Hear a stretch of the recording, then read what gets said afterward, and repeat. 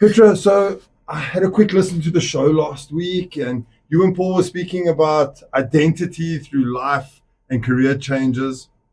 Today, I want to go somewhere more physical. Yes.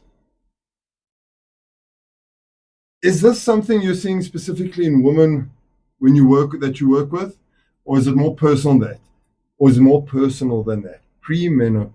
What is that actually? Tell us, please. Perimenopause is a not so fun space to be in, but it's definitely with clients that I'm going through as well, or clients that I'm working with rather, and something very personal that felt like the rug was pulled out from under me. Didn't realize I was going through it until one of my clients, BP in the UK, I'd done other work with them, wellbeing work. And she was having issues with the woman that was supposed to be doing their perimenopause program. And she finally said, Petra, you're doing it. And I had zero experience, didn't realize I was going through perimenopause, fought back, and she insisted that I do it.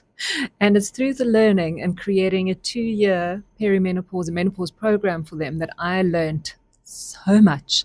And then, of course, opened up conversations with everyone that was hopping on. And interesting, the men asked to be part of the conversations as well. What age does premenopause usually begin? So it can start as early as 35. Some outlier ages have been even earlier than that, but generally the symptoms you start experiencing at 35. And because there are hundreds of symptoms, not every body is the same, not every woman experiences the same changes. It's really hard to pinpoint. So some of it we just blame on, lifestyle changes or stresses or our eating habits or whatever, but generally mid-40s. What are the first signs? So I've been to a lot of men conferences, and it's amazing. Ladies come up on stage and they tell you about premenopause because men need to know about this. Yes. Okay, they need to know what their wives are going through. Yes. But what are the first signs women often overlook or mistake for something else? Because all these symptoms could be something else. Well, and the last thing you think of is premenopause. So for me, sleep has been a challenge for most of my adult life. Got worse, and I just kept thinking, it's just, sleep. It's just, I struggle with this anyway, but not realizing that it had gotten worse. So I just thought, well, it's the stress or whatever I'm going through at the time. Sleep is one. Hot flashes usually come a little bit later, so kind of mid-40s. Others could be you're really emotional at the moment. You don't feel like yourself anymore. You're experiencing more anxiety. So when I went through a really tough separation 4 years ago, I obviously thought, well, obviously I'm anxious and a bit depressed and this is what's going on. But when I went to the doctor, he didn't even ask me any questions. He just put me on anti-anxiety pills straight away without asking the questions. And it was only in 1999 that menopause really became part of the curriculum for doctors. So That's haven't, crazy. it's nuts. That was just, a few years ago. Yeah. But it's the time that they really started exploring physiology in women. So maybe not completely in the curriculum, but I might be phrasing it incorrectly. But that is one. It's anxiety and overwhelm more so than before. And of course, in this day and age for women, we just, again, blame it on our circumstances and stress, whether it's work-related or family-related, health-related. So those are a few of the ones. And then there's all the other fun ones, like, how I used to train and eat. Doesn't work the same way. So putting on weight without being able to, I'm using air quotes, control it like we used to be able to. So our bodies are doing things that are so confusing. And that's often what women say is, I don't feel like myself. I don't know what's going on with my body. I feel like I'm going nuts. So meno brain or fog, where we forget words mid-sentence. And, it's not just memory loss. I also, like many women, thought, is this early dementia? So there's the real terror and fear around that until you realize, and it's not saying that it's not. So that's also the challenge, is you need to explore if there's something else that it could be. But your age, as soon as someone says they're experiencing a whole lot of things, I'm like, how old are you? This could be perimenopause. So perimenopause and identity sounds like they go together. Yes. And in the workplace, this could be a problem too. What is actually happening out there? Because you're involved in women's lives, in workplaces every single day. Yeah. So last week, Paulie and myself started the conversation about identity and what it looked like in the workplace and when our situations change. So today, speaking about body and identity, when things start happening, when the changes start happening, and they aren't changes that we chose, it can be very dysregulating and really get us off kilter, because we start questioning, well, if I can't control this, what is wrong with me? So the what is wrong with me is usually the first response that we have, versus understanding, well, it's nothing wrong, but it's just our body's changing. So bringing it into the workplace, when it knocks your confidence because you don't understand what's going on, you're forgetting things, you aren't feeling as confident in your body, in your clothing, in your skin, you're forgetting things in meetings, you're feeling a little bit more emotional than usual. Our natural response is to hide a little bit more, to play a bit smaller, because what if we're in the middle of a meeting or presentation and we forget something? And it's happened to me before, and I freaked out, Jacques. It's happened twice. And before I knew what was going on, I made myself so wrong. It was mid-presentation. Now I joke about it. So now when something happens, like, just remind me again. I've done that with you before, where I just completely lost track. Maybe I've got premenopause because I'm losing track too most times in my life. Maybe you're feeding off the woman in your life. Samantha doesn't have premenopause. She's about to WhatsApp you. Sam, send your questions.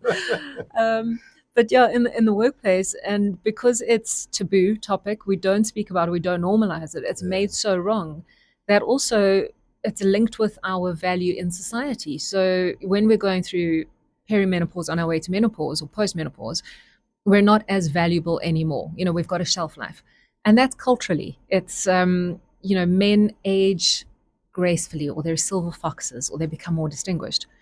Women let ourselves go, or that's the perception, at least. Man ages gracefully, and look at the woman, she's let herself go. No, she's just her hormones are. I'm just joking. But the standards are very different for men and women. Like, we can't hide from that. And yes, maybe some perceptions are changing, but globally, it's decades of conditioning the way things are and the way things were. And women were called nuts in the past. Where it's physiological changes. It's not in our minds. Yeah. It's things that we actually can't control. It's like going through puberty all over again. How long does it last for? Is there a time factor to it?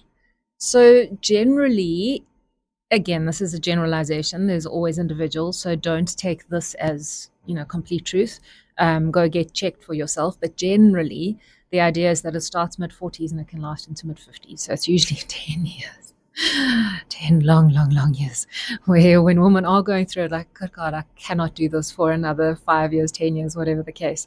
But you could start some of the symptoms earlier. You just don't feel them as intensely, but the intensity more often than not hits kind of, mid-40s. And it can carry on till mid-50s or early 50s.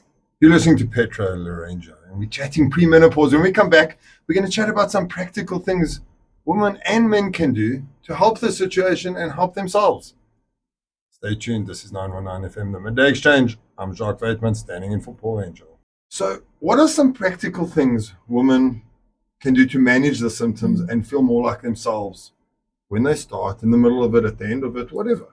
I'm so glad you asked it that way, where it's about managing the symptoms. Because then you can feel empowered. It's when we feel like we don't get a say or we can do nothing to support ourselves that we feel disempowered. So managing the symptoms, ladies, even if you're mid-30s and, have a look, I'm actually going to put something together, almost like a bingo card. Like, are you experiencing these symptoms? I did that with my clients. We had so much fun on the call, seeing how many you can get. And again, it doesn't mean that it is perimenopause, and there could be underlying issues, but have the conversation. And if a doctor tells you it's nothing, don't worry about it, you're not mid-40s yet, go see someone else. Because A, they might not have done the work, or studied it, or they might not know people in their lives around it, or they're of the opinion that it's all in our minds. So get the support, and also for ourselves, it's look at, well, who do I get to become now? So that part of the identity, which I know I struggled with so much, because women generally, we reach our peak in our 40s, in business, in relationships, where everything's settled. So if there are women with kids, the kids are maybe able to walk now. They're not in their 30s anymore. And then all of a sudden this happens. Surprise. It's like, makes me think of Gloria from Modern Family. I don't know if you've seen it, where she goes, ta-da! What is this ta-da? It's how I felt for so long. So it was a combination of getting the correct support and help.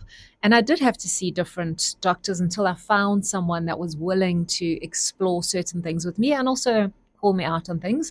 And then also connect for myself. And this is where it's going to take time to reflect, ladies, is that our worth isn't made up of what our bodies look like, how our bodies feel, how our physiology is changing. Because for women especially, we attach our self-worth a lot of the times with our body image. Men often attach their self-worth more to what their bodies can do. So, the physicality side, where we attach internally to what our bodies are worth. And we're taught that from, ages 6 or 7. There's so much research around that. So 2 things is go and ask for advice, get the labs, start tracking what your symptoms are. So that could be something practical that you can do today.